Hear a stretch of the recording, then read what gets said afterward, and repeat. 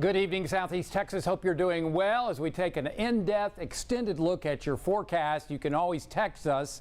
Got a couple questions already. Would today or tomorrow be a good day to tan, lay out in the sun? You bet it would be, with mostly sunny skies. And somebody else says, I'm going golfing. Let's see, need to know if the wind will be in my favor.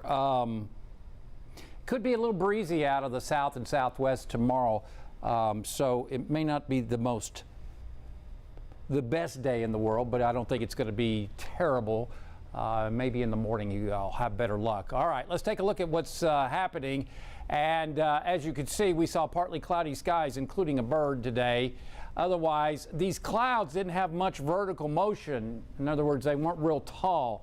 And that's because we have sinking air in the mid-troposphere, so that limits the vertical build on those clouds. And that's why we saw mostly sunny skies, mostly sunny to partly cloudy today. In fact, we trended more towards mostly sunny late this afternoon. Again, air is sinking, so that this is the lowest level right here, and that is what is allowing us to see those clouds in the morning and early afternoon. But as we went into the afternoon, as you can see, the clouds became fewer. Otherwise, right now we're looking at fairly quiet weather conditions across the area. It's all about temperatures, heat, and humidity coming up the next couple days. Weekend looks pretty good. It's just going to be hot with triple-digit heat indices. Make sure everybody's wearing that sunscreen. Otherwise, big pattern change, and that means we're going to go from high pressure over the state to lower pressure, and that could result in a pretty good round of rain coming up next week, along with lower high temperatures the middle of next week. And your allergy report looking much improved compared to yesterday, even the day before, as all we're working with is moderate levels of mold, low levels of weed pollen and grass. So your weekend forecast, don't expect much. Isolated shower, very isolated, 5% coverage. I think mainly north of the triangle towards inland southeast Texas, but those low temperatures very warm. Some people maybe over towards Port Arthur may not get below 80 degrees this weekend. So maybe a few more clouds coming up on Sunday, and then high temperatures this weekend will be in the lower 90s here in the triangle, mid 90s up in the lakes area under mostly sunny to partly cloudy skies. So taking a look at the Pro Roofing Concepts satellite and radar loop, looking at generally dry weather conditions under mostly sunny to partly cloudy skies. Now the sea breeze has moved in, and we are cooling here in the triangle to the mid 80s. Did see just a very isolated shower, yep, just north of Silsbee on the way to Fred and Spurger. But again, that's pretty much been the story, and that's going to be the story coming up this weekend. Very limited, very isolated late day showers across the area, and that's not even a 5% coverage. So the forecast for tonight, very warm, low temperatures, and you're talking about 77. We're good 5 degrees above normal, which is 72, and I expect us to be about 77 here in Beaumont. This is, of course, model data. I think it'll be cooler up in the lakes area, mid 70s there, and probably closer to 80 in Port Arthur, 79 to 80 there. And then very isolated thunder showers possible under mostly sunny skies. I think we'll get into the low to mid 90s. It'll be breezy at times. We could see some wind gusts at times to 20 miles an hour, particularly in the triangle coming up tomorrow afternoon from the south and southwest, as you can see. Otherwise, not much in the cloud department tomorrow. And again, the big pattern across our region the last few days has been building upper level high pressure. And again, it's centered over towards the mid and south Texas coastline right now. So what that's doing is that the flow around the high, let me try that again. The flow around the high is causing or deflecting all these disturbances. See these disturbances? Those are disturbances. Those are being deflected well off towards the north of the area. So we don't have really anything except the sea breeze, no fronts on the way, and no disturbances. So limited rainfall through the weekend. So if you need rain, we got to get the high out of here, and that's what is going to happen. So the high is going to move from South Texas back over towards the Baja and back over towards the Gulf of California. So now we'll start to see our winds turn back to the west and northwest. So then, as we work on into next week, we'll be watching these disturbances that could be ushered into our area from the west and northwest. Then we got to watch for main troughs. Okay, so we have low-level moisture, but there's dry air above the clouds right now. That's what is causing the sinking and the mostly sunny to partly cloudy skies. Now we head towards Monday and much of next week, we have more moisture to work with. So again, clouds like moisture. So if they're building and they encountered a warm, dry layer, they fizzle out, okay, because clouds build up. This is telling us that we've got plentiful moisture through the column, if you will, from the cloud layer to where they could develop into thunderstorms. Lots of moisture, so those clouds will develop into possibly thunderstorms. So good moisture, well up the scale, as you can see there.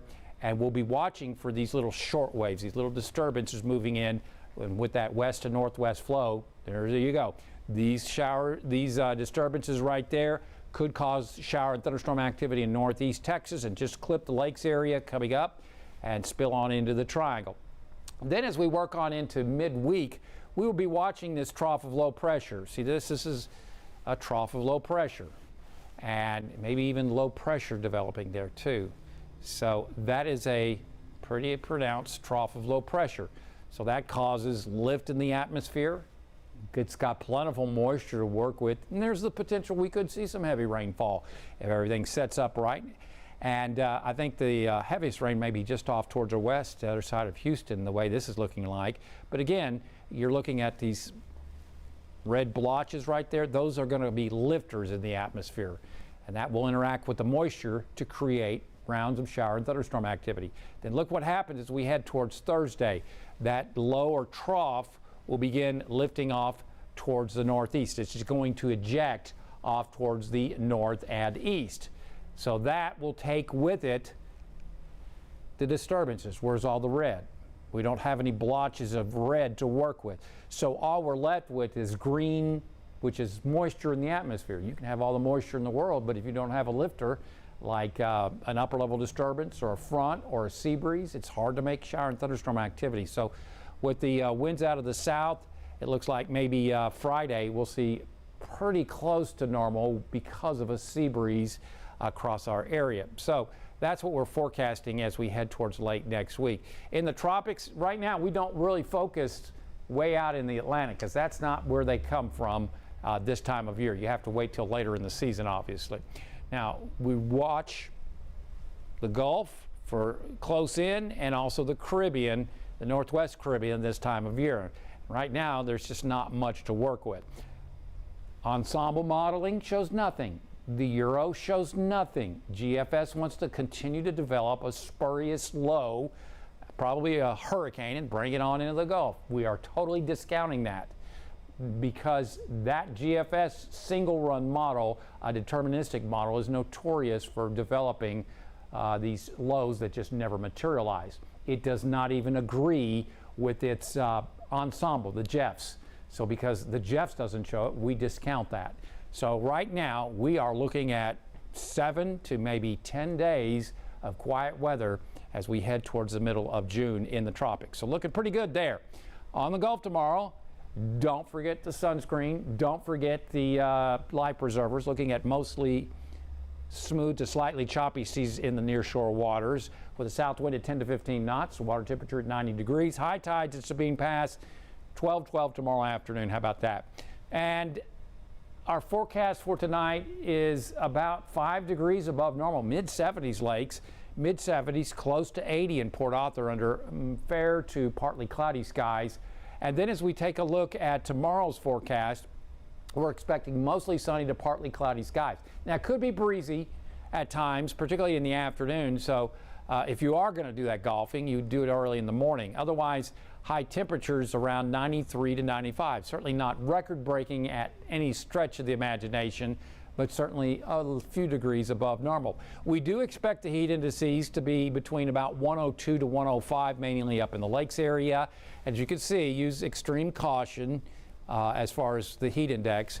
Keep hydrated, take breaks. It's not terrible. We certainly deal with this quite often during the summertime, but just kind of watch yourself. Otherwise, if you're headed up to the lake, up to Rayburn coming up tomorrow, current pool is at 163.85 feet. Tomorrow we're expecting mid-90s up that way, and again, mainly dry. You saw on radar, very isolated activity, and that's what we expect tomorrow late day. Otherwise, winds will be out of the south and southwest at 3 to 15 miles an hour. So our forecast in Beaumont tomorrow looks like about 93. Again, we could see some occasional gusts to 20, but I think that any very isolated shower activity will be north of the triangle. So we're not going any rain. My forecast matches pretty well with the modeling there, as you can see, under mostly sunny to partly cloudy skies. Lakes area will go hotter, about 95.